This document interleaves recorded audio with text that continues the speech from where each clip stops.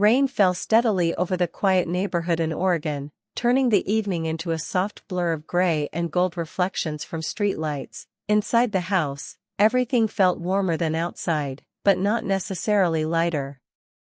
Emily sat on the couch with a warm cup of tea in her hands, watching the steam rise slowly as if it had nowhere else to go. She had been trying to relax after a long workday, but her mind kept drifting, as it often did these days, to thoughts she could not fully control. Life had changed after marrying Daniel, and not all of it had settled the way she once imagined it would. Across the room, Noah sat in an armchair with his phone in his hand, switching between videos and music without really paying attention to either. He was 17, quiet most of the time, and usually kept to himself. Since moving into the same house, he and Emily had maintained a polite distance, careful with words, careful with silence, like two people sharing space but not yet sharing trust. Daniel, Emily's husband and Noah's father, had been away on another business trip for almost 3 weeks, longer than usual this time, and his absence had stretched the house into something different, quieter, almost fragile. Emily had expected to feel relief from the pressure of his long work hours, but instead she felt a strange emptiness she could not explain. At first, her interactions with Noah had been minimal, simple greetings in the morning, brief exchanges about meals, nothing more than necessary. But somewhere in the last few days, something subtle had begun to shift. It was not sudden, and it was not loud, it was slow, like a door gently opening without anyone noticing who pushed it. Noah started staying in shared spaces longer, sometimes sitting in the kitchen while Emily cooked, sometimes watching television in the living room instead of staying upstairs. Emily noticed he was more observant than before, quieter in a thoughtful way rather than a distant one. He began asking small questions, like what she thought about certain shows, or how her day at work went, questions that seemed simple, but carried weight in their quietness. Emily found herself answering more than she expected, sometimes even smiling without meaning to. She told herself it was normal, just two people adjusting to a new family structure, nothing more. Yet there were moments when she caught herself noticing Noah's expressions, the way he looked away when he was thinking, or how he carefully chose his words before speaking. That evening felt different from the others. The rain outside made the world feel closed in, and the fireplace gave off a soft crackling sound that filled the gaps between their silences. A romantic movie played on the television, something Emily had chosen without much thought, more for background noise than attention. Noah suddenly reached forward and muted the sound, breaking the gentle rhythm of the room. Emily turned slightly toward him, surprised by the sudden change. He did not look at her right away, which made her pause, sensing that whatever he was about to say was not casual. There was a hesitation in his posture, a stillness that felt heavier than usual. He stared at his hands for a moment, then finally spoke in a low voice that almost blended with the sound of rain outside. He asked her a question that felt too deep for the quiet evening, something about staying with someone even when loneliness exists inside the relationship. Emily felt her chest tighten slightly, not because of the words themselves, but because of how serious his tone was. It was not the kind of question a teenager usually asked without reason. She tried to respond lightly at first, searching for normal words, but Noah's expression made it clear he was not asking casually. He was searching for something, maybe understanding, maybe reassurance, something he could not find on his own. The room felt smaller as he continued, and Emily realized this was not just a conversation, it was something heavier, something tied to emotions he had been carrying without sharing. Outside, thunder rolled softly, adding pressure to the already quiet atmosphere inside the house. Then Noah mentioned Daniel, carefully at first, then more directly. He said he had overheard a phone call, fragments of it that did not make full sense alone, but together had created a story he could not ignore. Emily felt her stomach drop at the mention, her mind trying to piece together what he might have understood.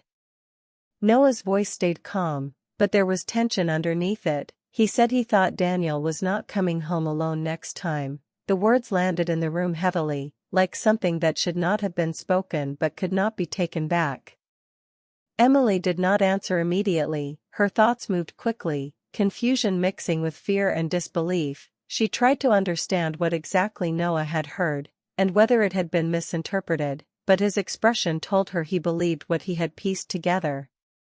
For a moment, neither of them spoke, the television remained muted, the rain continued outside, and the fireplace kept burning softly, creating a strange contrast between warmth and emotional distance. Emily looked at Noah and realized something she had not fully seen before. He was not just a quiet teenager living in the house, he was someone carrying uncertainty, trying to make sense of changes in his family that he did not fully understand. And in that moment, the space between them felt different, not hostile, not comforting, but uncertain in a way that made everything feel more delicate than before. Emily could not sleep that night. Every time she closed her eyes, Noah's words came back to her, repeating in a loop she could not stop. The house felt too quiet, too still, as if it was holding its breath along with her. Outside, the rain had slowed, but the heaviness inside her chest only grew stronger. By morning, she moved through the house like a person on autopilot, making coffee, checking her phone, trying to act normal, but nothing felt normal anymore. Noah was already awake when she came downstairs, sitting at the kitchen table with a bowl of cereal. He looked up at her briefly, then went back to eating as if nothing had changed, but Emily could feel the difference in the air between them. He was more attentive now, more present. He asked if she wanted toast, if she had slept well, small things that felt ordinary on the surface but carried deeper meaning in silence. Emily answered carefully, watching his face as he spoke, trying to understand what he really felt beneath his calm expression. Daniel was still away, and his absence stretched into a fourth week. Emily tried calling him a few times, but the conversations were short and distracted, like he was always somewhere else mentally. She told herself not to read too much into it, but Noah's earlier words made it impossible to ignore the feeling that something was shifting.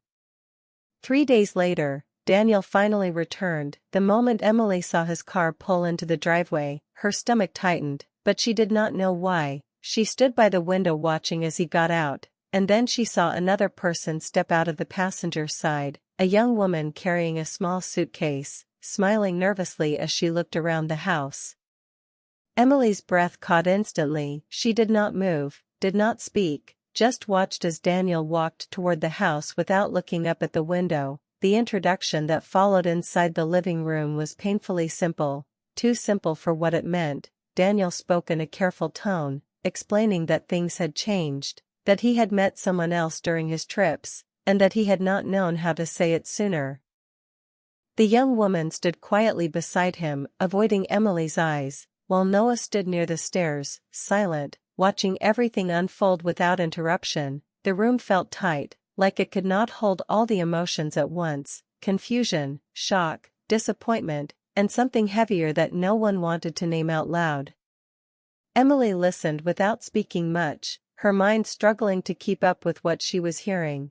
12 years of marriage were being explained in short, careful sentences, as if they could be reduced to logistics. She felt something inside her crack quietly, not in anger, but in disbelief that this was happening so suddenly in front of her. There was no dramatic shouting, no breaking objects, just silence and controlled voices, which somehow made everything worse. After the conversation ended, Daniel avoided eye contact and went upstairs to pack a few things, leaving the living room in a strange, heavy silence. That evening, Emily sat alone on the back porch, wrapped in a light blanket, staring into the dark yard. The air was cold, but she did not move. She kept replaying everything in her mind, trying to find a moment where she could have seen this coming, but there was nothing clear, only small signs she had ignored because life had been busy, or because she trusted stability too much. The back door opened quietly behind her, and Noah stepped out. He did not say anything at first, just sat down beside her on the steps, keeping a respectful distance. The silence between them was no longer awkward, but shared, like two people sitting in the same storm without needing to explain it. Emily finally spoke first, her voice low, almost tired. She said she felt foolish for not seeing it sooner. for not understanding what was happening in her own life. Noah turned slightly toward her and shook his head, telling her she was not foolish, that sometimes people hide things well, even from the people closest to them. His words were simple, but they carried a calm certainty that made her emotional control weaken. She stared at the ground, trying to hold herself together, but tears started to fall anyway, quietly, without warning. Noah did not react dramatically, he just stayed there, present, steady, like he understood that sometimes silence was more helpful than advice. After a few minutes, Emily wiped her face and tried to breathe more evenly. Noah spoke again, asking if she was okay, not in a formal way, but gently, like he truly wanted to know the answer. She nodded slightly, even though she was not sure it was true. There was a shift in that moment, not obvious, but real. The distance that had always existed between them felt slightly smaller, not because of anything physical, but because of shared understanding. Both of them were now on the same side of something painful. Noah looked out into the dark yard and said something quietly about how things change even when you are not ready. Emily listened without interrupting, and for the first time, she did not see him as just her husband's son. She saw a young person trying to process emotional chaos in his own way. The porch light above them flickered slightly, casting soft shadows across their faces, and for a brief moment, neither of them spoke again. They simply sat there, surrounded by night air and uncertainty, connected by something unspoken that neither of them fully understood yet, but both of them could already feel beginning to form. The days after Daniel moved out felt strangely empty, not loud or dramatic, just quietly different. The house no longer had his presence moving through it, no footsteps in the hallway, no distant phone calls, only silence stretching through rooms that once felt normal. Emily tried to rebuild her routine, going to work, coming home, cooking simple meals, but everything felt like it was happening in slow motion. She avoided thinking too deeply about the future because every direction seemed uncertain. The divorce process had started, but it felt more like paperwork than closure, something practical trying to contain something deeply emotional. Noah stayed in the house, still going to school, still keeping to himself, but something had changed between him and Emily. It was not spoken about directly, but it was there in the way they moved around each other, more aware now, more careful, yet also more honest in small ways. They started talking more often, not about the past at first, but about simple things, school, work, food, daily life. Over time, those small talks turned into longer conversations, sometimes in the kitchen late at night, sometimes in the living room after dinner. The house no longer felt like a place of tension, but like a place of quiet understanding. Emily noticed that Noah was not just reacting to events, he was thinking deeply about them. He asked questions about relationships, about trust, about why people drift apart even when they once cared. Emily answered honestly when she could, and carefully when she could not. She never tried to guide his feelings, only to help him understand them. There were moments when silence between them felt heavier, not uncomfortable, but charged with emotion neither of them fully addressed. Emily often caught herself wondering about the boundary between comfort and something more complicated. She pushed the thought away each time, reminding herself of reality, of responsibility, of how easily emotions can blur judgment during painful times. Noah also seemed aware of that invisible line. He never crossed it, but he also did not pull away completely. Instead, he stayed present, respectful, and emotionally open in a way that felt both mature and confusing for his age. He was learning how to deal with loss in his own way, and Emily was one of the few people he trusted enough to talk to about it. One evening, months after Daniel left, they found themselves sitting in the living room again, the same space where everything had started to shift. The fireplace was on, even though it was not very cold, more for comfort than necessity. The television was off, and the house was quiet except for the soft sound of wind outside. Emily sat on the couch with a book she was not reading, and Noah sat on the floor near the coffee table, leaning back against it. There was a long silence before he spoke, this time more direct, more open. He said he had been thinking a lot about change, about how people leave and how others stay behind, trying to understand why.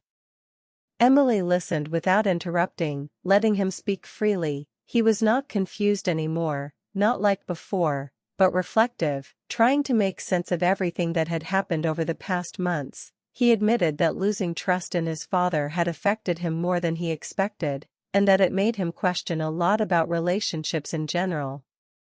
Emily felt a quiet sadness hearing him, because she knew he was growing up through disappointment, something no one could really protect him from. She told him that not everything ends the same way, that some people leave, but others learn how to rebuild in different ways. Their conversation stayed calm, but emotionally deep, like two people trying to understand life rather than escape it. There was no rush, no pressure, just shared reflection. The boundaries between them remained clear, but their emotional connection had become stronger in a quiet, stable way. As weeks passed, Emily began to feel something shifting inside herself too, not romantic confusion, but emotional recovery. She started seeing her life as something that could continue, not something frozen in loss. She made plans for her future in a way she had not done in years, small things first, then bigger decisions. Noah focused more on school, and slowly started reconnecting with friends. He still spoke with Emily, but less frequently in intense conversations and more in everyday updates. The emotional weight between them gradually softened into something more grounded. One afternoon, Emily received a job offer from another city, a fresh start she had not expected. She spent days thinking about it, weighing responsibility, emotion, and practicality. When she finally told Noah, she expected him to react strongly, but instead he stayed quiet for a long moment. He asked her if she would be happier there, and she said she thought she might be, not because she was escaping anything, but because she needed to rebuild her life somewhere new. Noah nodded slowly, accepting her answer with a maturity that surprised her again. The night before she left, they sat together one last time in the living room, not discussing anything heavy, just talking about small memories, small moments they had shared during a very complicated chapter of their lives. There was no dramatic goodbye, no emotional collapse, just quiet understanding. When Emily finally left the house the next morning, she looked back once from the car window, seeing Noah standing at the door, watching without expression, not holding her back, not asking her to stay, just acknowledging the moment as it was. And as the car moved forward, Emily realized that some connections do not need to become something permanent to be meaningful. Some people enter your life during broken moments, help you understand yourself better, and then quietly step back into their own path. Noah remained in Oregon, continuing his life with time and growth ahead of him, and Emily moved forward into a new city, carrying the lessons of everything she had experienced, knowing that even painful endings can still leave behind something deeply human and unforgettable.